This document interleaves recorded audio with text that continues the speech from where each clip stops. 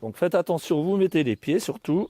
Plus d'un mois après, le maire n'en revient toujours pas. Quand on voit ça, on voit quand même l'importance des dégâts. Hein. Ça fait mal au cœur, hein, bien évidemment. Dans la soirée du 20 février, un pan de ce coteau s'est écroulé.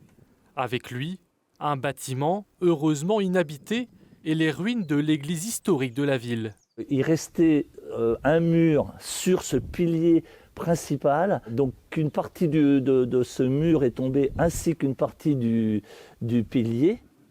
Un morceau d'histoire réduit en gravat et des coteaux de plus en plus fragilisés, grignotés par les intempéries. On voit des failles encore dans les roches. On se dit, pourvu que ça ne tombe pas tout de suite. Il y a 10 ans, une autre partie du coteau s'était déjà écroulée. Ce qui fait le charme de la Chartre-sur-le-Loir, avec ses pierres de tuffeau, est devenu une préoccupation majeure de la municipalité.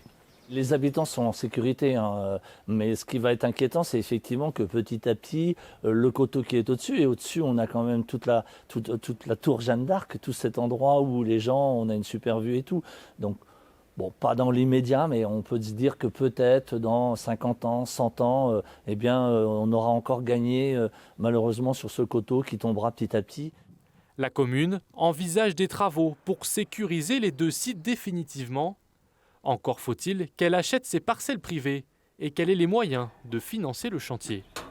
Je pense que quand on pourra faire les travaux, on parle en plusieurs centaines de mille d'euros. Hein.